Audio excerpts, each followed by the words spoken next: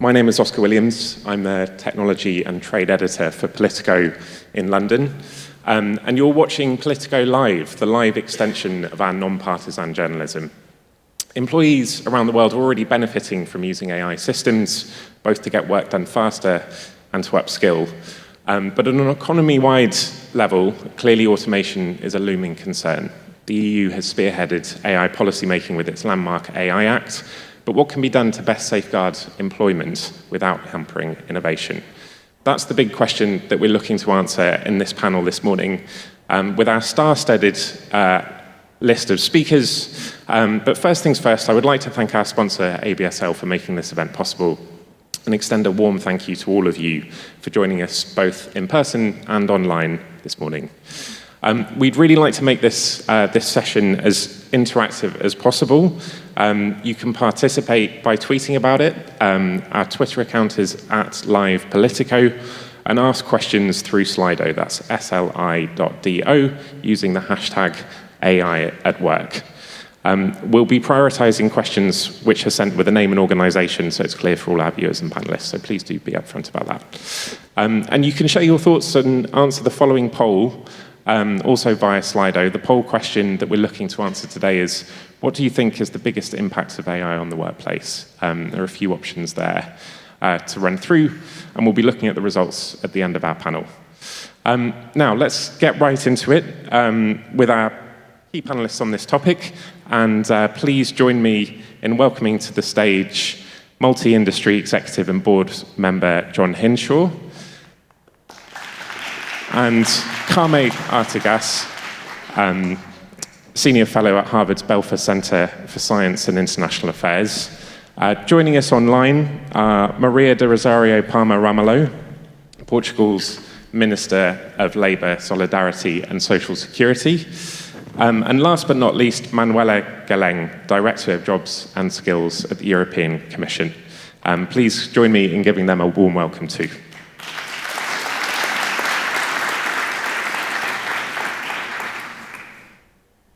John, I wanted to sort of send the first question your way. You've spent a lot of time thinking about some of the issues that we'll be discussing today. Finance is obviously a hugely sort of data-rich industry, and that really lends itself to automation. Could you tell us a little bit, just to get us going, about how impactful you think this technology will be, and a sense of what AI will mean for the kinds of sort of major banks and financial organizations that you've worked for?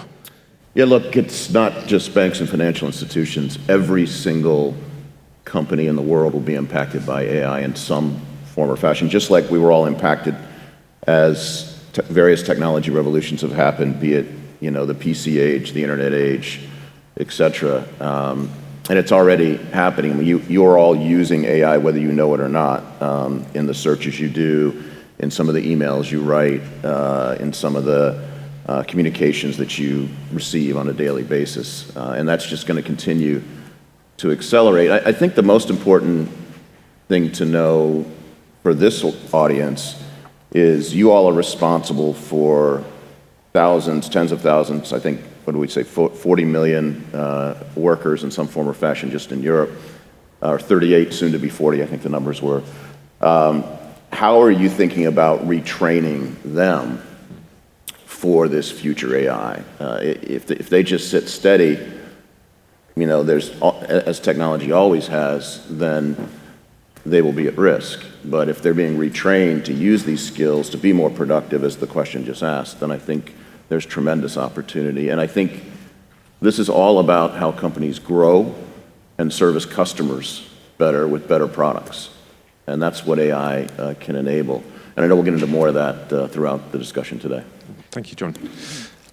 Maria, I was going to point the next question in your direction. I wondered if you could give us a sense at a sort of slightly broader level, at a sort of economy-wide level, country of Portugal's sort of size, what you think at the top level AI will mean for the labour market and growth over the coming years? Well, hello, Oscar. First of all, I would like to congratulate the ABSL for the organization of this event. This is a very important topic, of course, I would say that for Portugal, as for all developed countries, artificial intelligence will be a challenge, really a challenge, in both in two main directions, in my view. On the one hand, artificial intelligence makes it possible for new forms of work, both as new forms of employment relations, but also independent work and the contractors. So this is a new challenge, and it's necessary to adapt labor legislation, employment legislation that is still very much based in traditional work, manufacturing work or something like that.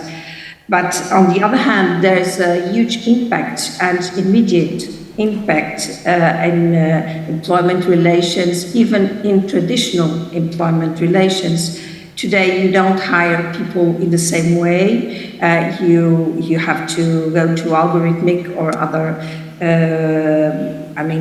artificial intelligence tools. Working arrangements are not made in the same way as regards working time or workplace. Everything impacts the personal data, job evaluation.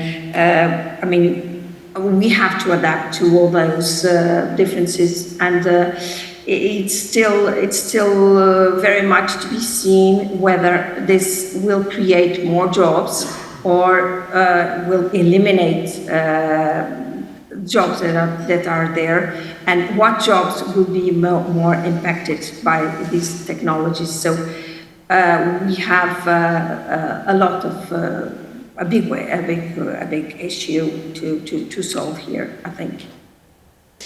Thank you very much, Maria. Miguel, does that sort of chime with your view? You're sort of one stage further removed, I guess, at the Commission, but do you sort of agree with that perspective that we're yet to see what the sort of longer-term consequences will be for the overall sort of job market? Well, I think yes, I do agree. What we are seeing now that AI has been more labor and enhancing that rather than labor replacing. However, the pace of change is very fast, and we'll have to see how this pans out in the medium term and the long term. So it's much more difficult to say how things will look in the future, in the near future. And I do think that preparedness is the word. Thank you. Carme, turning to you, what steps do you think employers can take to sort of maximize the benefits and minimize the risk for employees? Hello? Yes? So first of all, thank you so much for inviting me to this event. I think that my colleague has put it in the right framework. I mean, AI is an ubiquitous technology that will affect, no doubt, all vertical sectors. Without exception. But it has a unique characteristic versus other technology revolutions. First of all, is the fast, I would say the level of hyper-automation that we're going to witness in the industry in the following 2 to 5 years will define the winners and losers of the next 2 decades. The important part is that this will not happen overnight, and it will have different effects depending on the value chain. So not all the jobs, all the sectors will be affected, but not all the jobs will be affected in the same way. And I would say we have 3 situations here. Those jobs that will be replaced by automation, those jobs where technology can be a complementary tool to gain efficiency and optimization, and those where the technology will really augment the capacities of humans. And in these 3 scenarios, I encourage that everyone should review inside their companies what are the jobs or the positions that will replace and automate. They need to plan a reskilling program, because those skills are no longer useful. You need to reskill the people. For those who would use that as a co-pilot, as a complement, then you need to upskill. And those who would really have the opportunity, and we see that not in the low-level jobs, but in the high-level jobs, like researchers, programmers, in the pharmaceutical industry, for example, that you need to augment and cross-hybridrate new skills from other sectors. So it will not happen overnight. We can plan it ahead. And the first short, I would say, time effect will be the opposite. Because it's like all of a sudden tomorrow you need to welcome 150 interns in your company. I mean, you are saturated. That's what's happened now. Now you need to start a project on generative AI. All of a sudden you are absolutely overwhelmed. But in the long run, that will be replaced on parts of this value chain. The risk here is that the benefits and the costs are not equally distributed among the different, I would say, social classes or different countries, because at the same time we are here, there are 100,000 people, thousands of people in Africa watching the content we don't want to watch, watching violence images or not acceptable image to train the AI filters so we do not see them. So let's see that we really are not leaving ourselves in the low-level jobs while the high-level jobs are replaced by AI. You know, Oscar, one other thing for this audience to think about that I've seen in industry is the speed at which a new employee can be productive to the level of a very senior employee is very different when empowered by AI. And it's going to kind of blow up the traditional, okay, you do this job for 2 years, do this next job for 3 years, next job for 3 years, then maybe you'll be a senior. You know, you give them 6 months with the right tools and they can be doing things people have been doing for 10 or 20 years. That's especially true in the programming code creation area, where you can take a fairly junior person who really masters code, the Copilot and some of the code library capabilities, and they can be a more efficient coder than somebody who's been coding for 30 years right out of the gate. So that is going to change some of the dynamics on how you recruit people and how you promote people and how you compensate people, and something nobody's quite figured out yet. And for employees who haven't necessarily yet sort of grasped the opportunities ahead of them, what sort of steps, do you think there are any sort of practical examples that you could talk about that encourage people to see this as an opportunity? Well, it's like anything in life. You can either be scared of it or you can embrace it and go try to figure it out and be curious about it. And, you know, there's tons of reading and learning, and every company's providing training now. Like we've all been certified in things over the years. I think employees need to both take it on themselves to learn as much as they can, but also take advantage of what companies are providing. I know all of you in your companies are providing AI training and skills, and you see some employees embracing it and learning and wanting more, and others sort of shying away from it.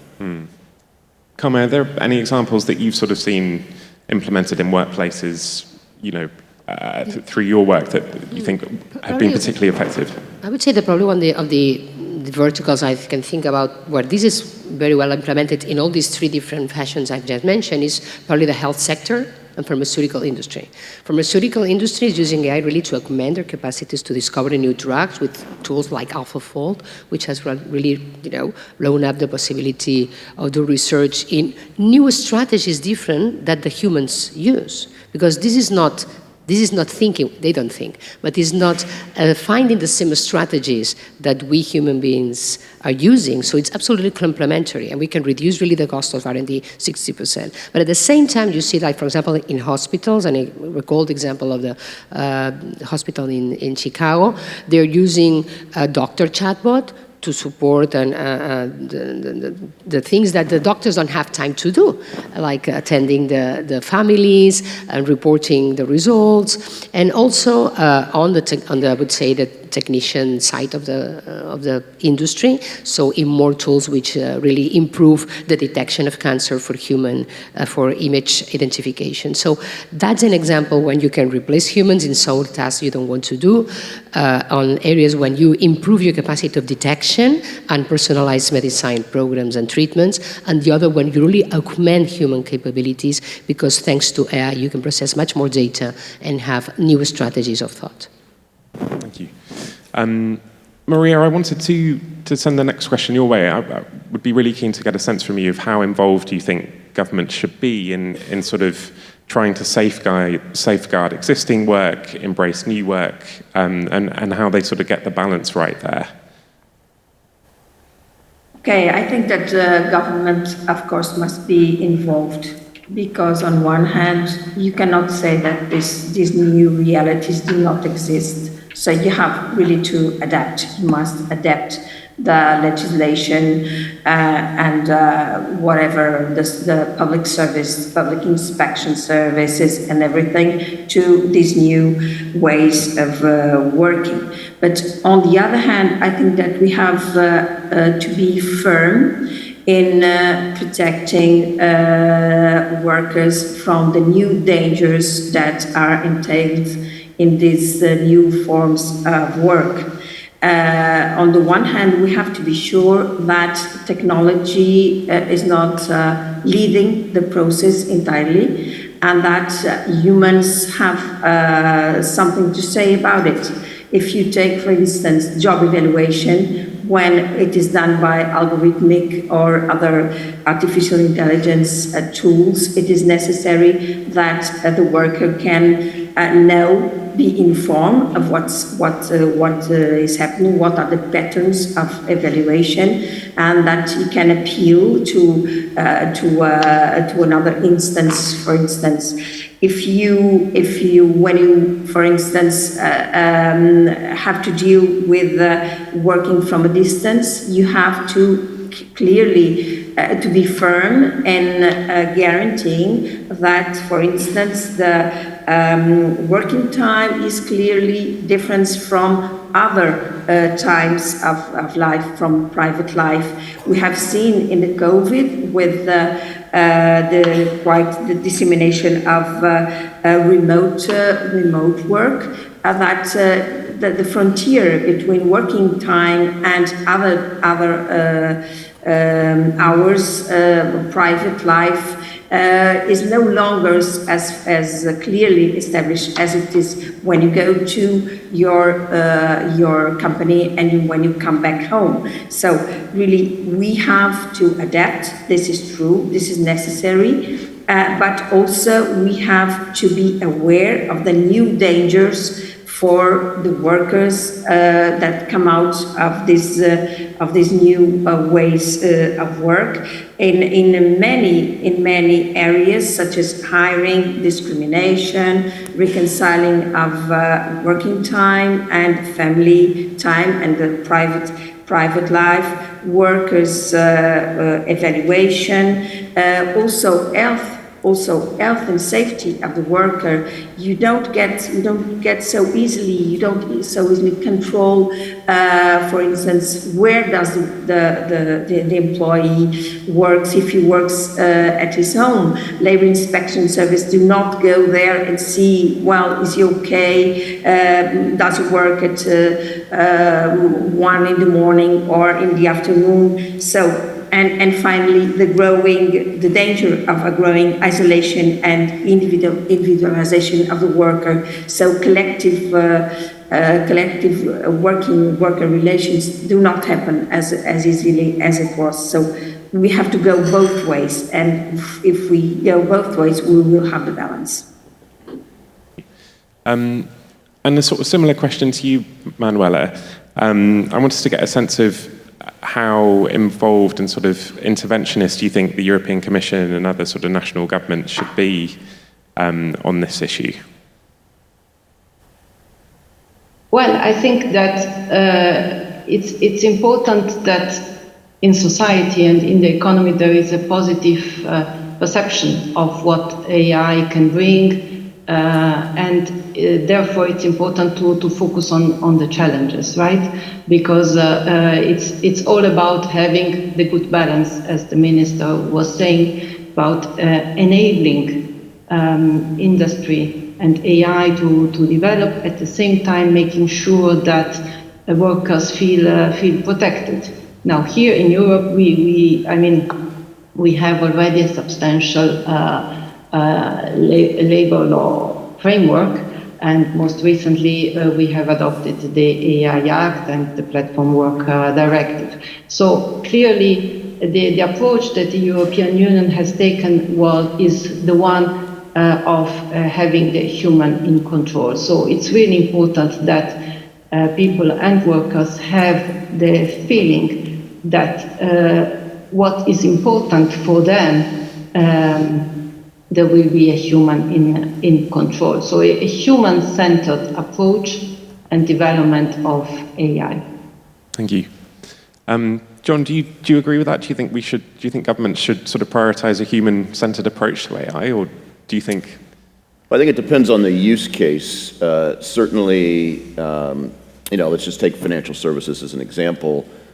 Always banks and other financial firms have worked with governments and regulators on the modeling that they do, whether it's a credit analysis for a loan, or concentration of customers in certain markets or whatever.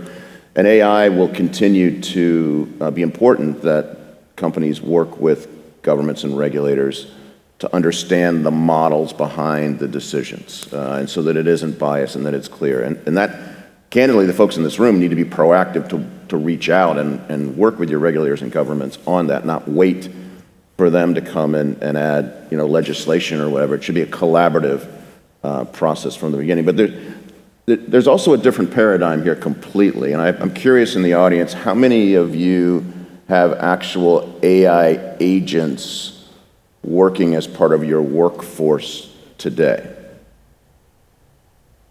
Got a handful. I'm gonna just prognosticate a year or two from now, every hand will be up here. And you'll have your employees in Poland, your employees in Portugal, your employees in wherever, and let's say you've got 20,000 employees, then you'll have another 10,000, or whatever the number may be, AI agents that are doing 24/7, doing a lot of tasks. I watched this live earlier this week in London. I was with a startup company called Poly AI, and they're working with a cruise line, and show me a live agent call where the AI agent answered the call. The person had booked a cruise but forgot to book their coach bus service to get to the cruise. You couldn't figure that out online. This AI agent did all of that for them, without any human being be there. And that's a small use case, but there'll be many, many more of those. And all of you will have to manage this human workforce and this AI agent workforce and figure out what tasks go where, et cetera. But certainly the things that are complex and affect people's lives, affect people's financial decisions, back to the previous comment, I think we'll need a human in the loop to be sure that there isn't bias, that this actually is taking care of the customer the way it should be. Carme, do you want to come in on that? Yeah, I think on top of that, John, which is, I totally agree, we need to build trust. Because what happens here is that, especially in Europe, that we are not developing the fundamental technology which is behind. We really have an opportunity, because we have a very good industrial base, to adopt it massively in the vertical areas where we are good at. I mean, the United Nations, I am from the United Nations. The United States is very good at certain things, and we are very good at other things.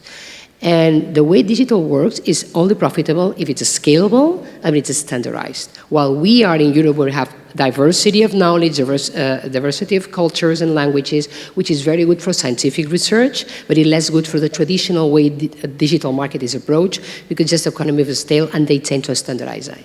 In order to make our values become better and leaders, and we must invest in what we are good at, not in what the others are good at. And every time we invest in generative AI, we're under-investing our renewable energies sector, our pharmaceutical sector, our deep tech sector. That's where I see the great opportunity of Europe, because that is based on fundamental scientific research. But of course, the return of investment of deep tech is not 2 years, like you can see in the digital sector. So we need to really be able to fund our scientific research and applications, because at the end of the day, what happens here is that we see ourselves that regulation is hampering innovation, and I can defend that because I was the leading negotiator of the AI Act. That's the other way around. I think it's a great opportunity for Europe to build trust for consumers and for citizens, so we can adopt it massively. Because we cannot rely on the black box. If you are Airbus, or if you are your bank, are you going to trust in a black box if you don't know what's inside? I was yesterday having a beautiful dinner here in Porto, and I can ask for a steak tartare because I have no doubt that that restaurant has gone through all the health checks. And if I ask you, do you like to be regulated as a bank? You would say no. If I ask a pharmaceutical company, do you like to be regulated? But I can take a pill because I have no doubt that has gone all the process. So why are we treating the software industry differently? It's exactly the same. I need to know what's in the black box to allow for trust and therefore massive adoption from consumers. So while in the US you see the lawsuit of New York Times against OpenAI for copyright infringement, here Financial Times, Axel Springer, Le Monde, and Prisa have already sought their corpus of data to OpenAI to train. There is no possible liability here. So we need to use that as a way to guarantee adoption, because all these general AI tools are general purpose tools. They are like an operating system. You are not more competitive because you're using Linux or OS. You are more competitive in the way you are using those general purpose technologies to develop your own use cases with your own unique data to solve a problem for your market. And that example you share with us, it's a good example of a particular use case of a particular industry. And I think that's where Europe can be really good at. John, do you agree that that's a sort of sensible way of dividing up the sort of prioritization of innovation between the sort of Europe and the US? I mean, certainly there are different strengths, as Carme well said. I think the trust element that you mentioned is absolutely critical, because there will be, and we've seen it with hallucinations and other things, where the black box gets it wrong, right?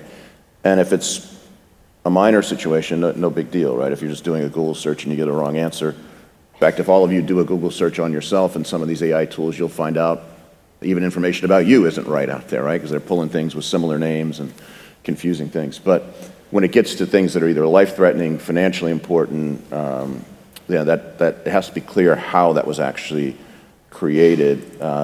Human beings, though, also make mistakes. And so at some point, when you're looking at these models and what's in them, when does the black box get actually better than the human being? And then is that okay, even if it's not perfect? I think that's a question. But the point is that there is opacity. Mm-hmm. I mean, if I make a mistake, I'm accountable. Mm-hmm. The problem is who is accountable if something goes wrong? Mm-hmm. And the reason is that for the first time ever, this technology has not been developed by the academia or the scientists. It has been developed in the R&D centers of private companies. Why? Because they had access to data. And we need to ask for transparency, and this is why in the UN we're proposing a scientific panel to really be aware of the risk, but also of the opportunities. Yeah. Because without transparency, there is no accountability. Thank you both. I wanted to put some of that to the Minister and the Commission as well. Maria, perhaps we could turn to you first. Are you worried at all about the dominance of sort of American tech firms in the AI market? Obviously, there are a few European companies that are doing well in this space, but the majority of vendors are based on the West Coast, in places like San Francisco. And I just wondered if you had any thoughts on that and what it means for the EU. Well, this is all a new world, brave new world. Just let's hope that it will not end like the brave new world that we have all read in the book. So I think that indeed we have to adapt and to build both trust, as it was said already, but also accountability. And to have accountability, we must have transparency. I think that if I can put forward the Portuguese example, many employers are using AI tools, and sometimes I think that some of them may not even be conscious of what is involved, because they don't prepare. It's not them who prepare and who overlook the data that they are using. So if a discriminatory result comes out of that use, they will say, I didn't know. I didn't see it. And it's completely different from accountability when it is based in human action. So it's not so transparent, and building trust will be more difficult. And also, you have to think that artificial intelligence moves very, very fast. It moves faster than legislation. So we have, it was said before that it's not overnight that we have to change, but really, I think that artificial intelligence really moves very, very quickly. So we have to be aware that we humans must be in control. And it's important to say that the European Union was the first to come out, with, for example, with the Platform Work Directive, as it was already said, that really says that human must still be in control. So, of course, you may have to look, when you look at a new phenomena, you can say that, of course, the glass is almost empty or almost full. It's the same glass. It's a question of perspective, and I'm very optimistic. But I'm also aware that the challenges are there, and they're difficult to be met because it goes on much faster than legislation does, and we have to be aware of all that to make the balance. Thank you. Manuela, do you want to come in on that point as well? I mean, I'd be really interested in hearing your thoughts on the sort of state of the sector and the AI vendors and that split between the US and Europe on this. Well, I think we have discussed with the US in the context of the Trade and Technology Council all of these issues that affect in the context of AI. We have also done studies together. We have also looked at skills together, and I think it was a great experience because we could really exchange our practices and learn from each other. From the European perspective, I think what is really important is of course that when we speak about labor market, there is transparency, accountability, fairness, that when it comes to recruitment or work management practices, that they are that privacy and non-discrimination is ensured, so that no bias can arise. And I also think that in the European model, the collaboration between employers and workers is important in managing any of these risks that may arise, and social dialogue has a specific role to play in that context. Thank you.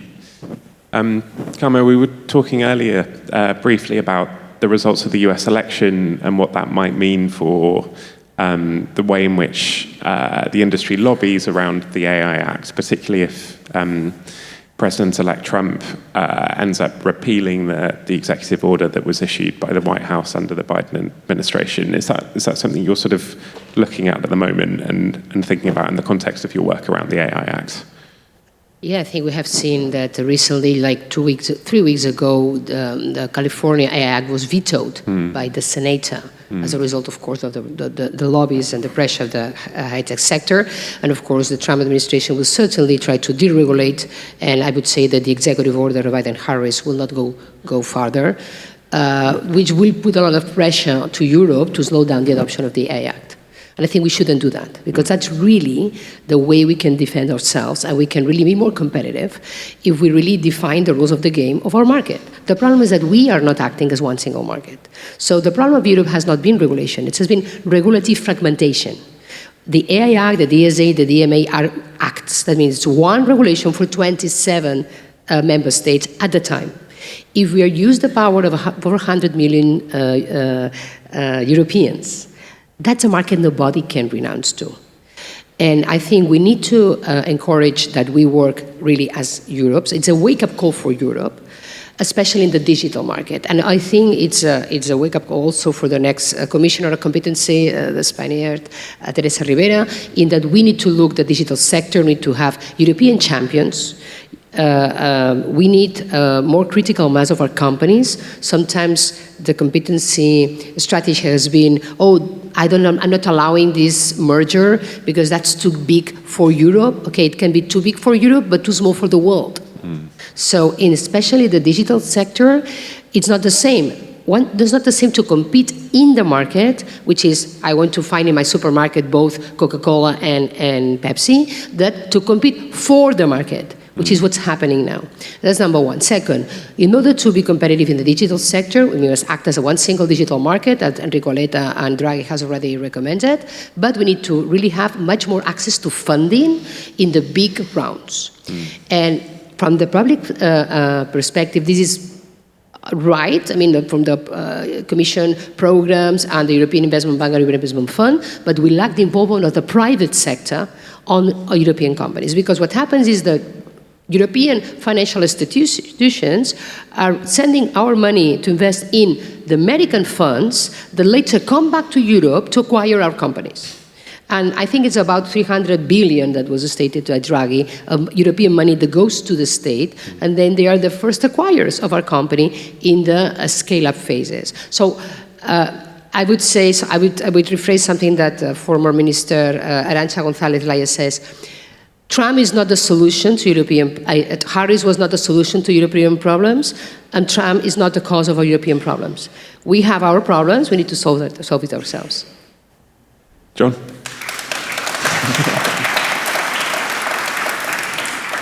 Yeah, I think that's right. I will say, though, that I don't think any of us know yet how radical this new Trump administration is going to be. What we do know is that when he won in 2016, it was sort of a surprise to him, and it took a little while to get things going. We know that he didn't believe he lost in 2020, and he's been spending the last 4 years getting ready to take over. We know that he's aligned himself very closely with Elon Musk as his #1 backer, his #1 confidant, his new Department of Government Efficiency organization, coincidentally Doge, for Dogecoin. But what we don't know yet is what does that mean for regulation. We know in general there'll be less regulation in a Trump versus Biden-Harris. We don't know, though, how they're going to approach AI yet. But Elon Musk, who in one sense has said, oh my God, AI is scary, let's shut it all down, and then the next day starts up a $40 billion AI startup to compete with Sam Altman. So there's a lot of unknown, I think, in 2 days out of the Trump administration winning. But I do think it will be more extreme than what we've seen in the past, whatever it may be, and how that plays into the speed of AI that we're talking about with a more extreme administration. I think, to your point, EU's got to figure out what they want to do irrespective and protect the citizens of the EU, as does every other country, all the while figuring out how to interact with what is very uncertain now going forward in the US. I just wanted to add that in what we know is that there's going to be a very important arms race, AI arms race between the US and China, and that there is, following 2 years' time, the priority of US administration and the US companies is to acquire the sources of energy that allow for the AI industry to evolve. And so the geopolitical implications of that are huge. Where are they going to place the data centers? How is Europe going to react? And also on the acquisition of talent. So in order for the US to keep the leadership on the AI race versus China, the level of acquisition of talent, and that's why we need to protect our talent, not protect them because we don't want them to evolve, give them the reasons why they can evolve. And I like very much Enrico Letta, I think is going to be here, that says when we were defining the principles of European Union, we said the right to move. Probably now we need to rephrase it, the right to stay. Because I want that my talent stays in Europe. And I think that's what we need to figure out how to solve. And I do think to that point, where the EU probably has an advantage at the moment, is this right to stay, or even the right to attract talent. I mean, some of the new tax policies that the EU has established in certain countries are attracting talent, where at the moment, at least some of the rhetoric out of the US is close the borders, keep people out, America first. That's not the way the world works. You want people to want to come to your country, to bring their intellectual property, to create companies. And I think in many ways the EU's done a good job of that. Certainly certain countries have in the past year or so. Manuela, just before we move on to the Q&A, I just wanted to give you an opportunity to come back on any of that. Well, I think maybe I would like to come back on the issue of talent, because I think skills will be one of the make or break aspects for the workforce. And I do think that we will have to be proactive rather than reactive, because I think if we want to make sure that AI is developed and deployed, we will need to make sure that there are people with the right skills. And this is really an issue where many companies in Europe say they don't find the right skills, so they are hampered in their investment because they don't have the right skills. So yes, there is a global race for talent, and in Europe we have been very much focused on skills. This last time we just concluded a year about European Year on Skills, where we put the focus on this issue that we need to keep our skills updated, and I think this is benefiting both the people but also the companies. Thank you. Maria, a question to you from Michael Sobal, who, and this touches on a point that you were making earlier about sort of worker surveillance. The question is how to design AI at work to support workers' autonomy. I wondered if you'd done any thinking within the ministry around that as an issue. This is, of course, an issue. We have to guarantee that when worker surveillance is done throughout a machine or AI